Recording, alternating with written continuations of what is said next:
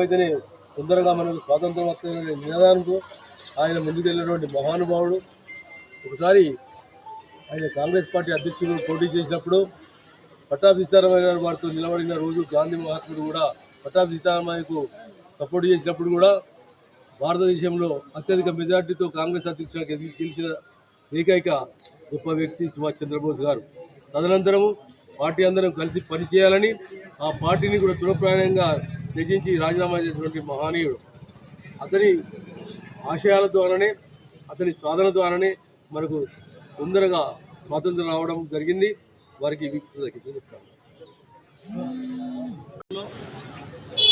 సోదరులు ఎల్ల లక్ష్మీనారాయణ గారి ఆధ్వర్యంలో వారి యొక్క జయంతి వేడుకలు ఘనంగా నిర్వహించుకొని వారు చేసినటువంటి సేవలు, వారు చేసినటువంటి త్యాగాలను ఈరోజు స్మరించుకొని వారు చూపిన బాటలో నేటి ప్రజలందరూ కూడా యువతంతా కూడా వారిని ఆదర్శంగా తీసుకొని వారి మార్గదర్శకత్వంలో నడవాలనేటువంటి ఒక సంకల్పాన్ని తీసుకోవాలని చెప్పి యువకులను, మిత్రులను, విద్యార్థులందరినీ కూడా విజ్ఞప్తి చేస్తూ ఉన్నాం.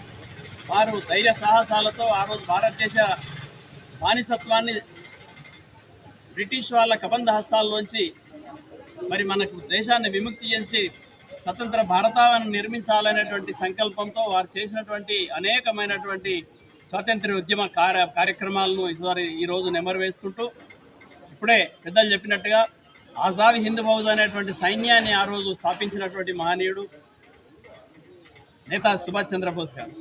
వారు ఈ దేశంలో ఉన్నటువంటి ఏదైతే బానిసత్వంతో వారి బ్రిటిష్ వాళ్ళ కబంధ హస్తాల్లో నలిగిపోతున్నటువంటి దేశ ప్రజలకు స్వతంత్ర ఫలాలు అందించాలనే లక్ష్యంతో ముందుకు సాగి మరి పాపం వారు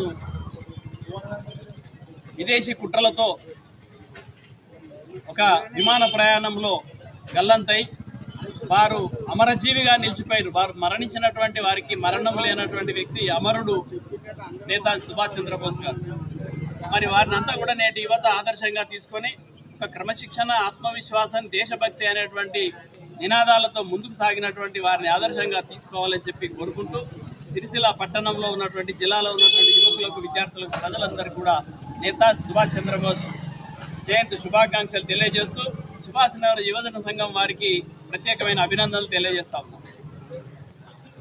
29 జయంతి సందర్భంగా సుభాష్ నగర్ ఆధ్వర్యంలో ఈ జయంతి ఉత్సవాలు చేస్తున్నాం. ఈ సందర్భంగా